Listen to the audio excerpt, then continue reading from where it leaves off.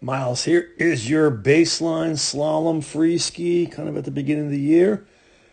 And we're going to take a look at you now and taking a look at some videos at the end of the year and see all those improvements. Let's check you out. All right, Myles, slalom turn.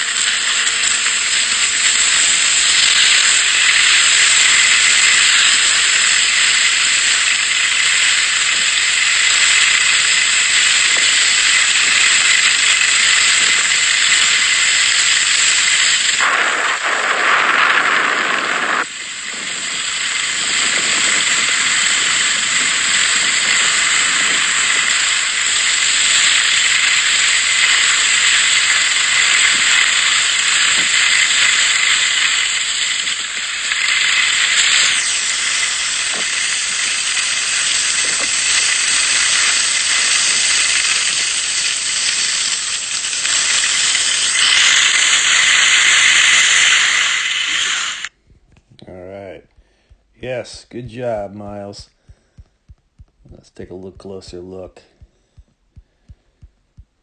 So once we got up to speed here, I would like to see you really be rolling up those skis using ankles and knees at the top of the turn. Get some nice higher edge angle, kind of a platform to push against. Skis kind of flat here, not much to push against. And we're kind of skidding the top of the turn and then rolling up and engaging and pressuring down below. So we want to try to move that up to the top of the turn.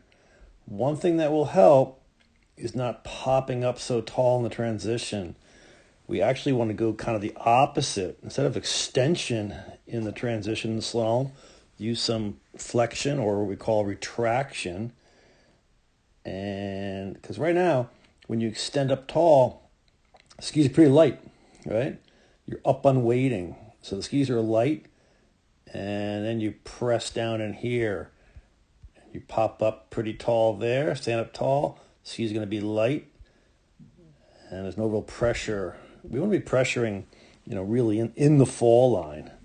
And you're pressuring kind of past fall line, right down in here. So let's think about not popping up in the transition, right?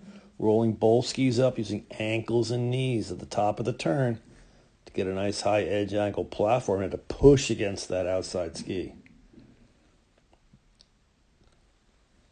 2, we got to be outside ski to outside ski. We're seeing a little bit of, kind of divergence, a splitting, a scissoring.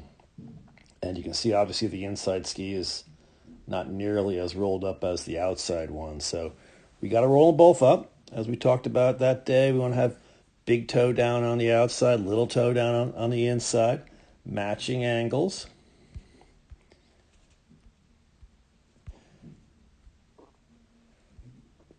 We worked a lot that day on our stance, and your stance is pretty good.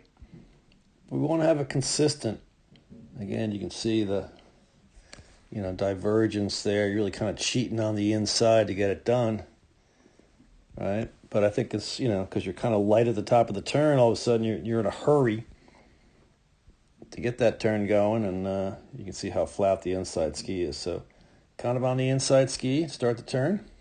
Good finish, though. Like the body position. You got angles there. A little more square down the hill. Pole plant.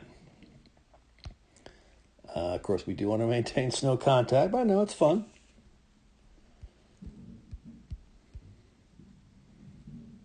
Just be patient. Roll those things up. Stay on the outside ski. We talked about that day. Nice athletic stance. And yours is pretty good. We talked about how we want to be consistent width throughout. Hip width of both the skis and really the knees. And sometimes you get a little narrow here and there. Good looking stance though, right? Good ankle flexion. We always want to see, kind of their back mimicking the same angle as our shins. You're doing a good job there.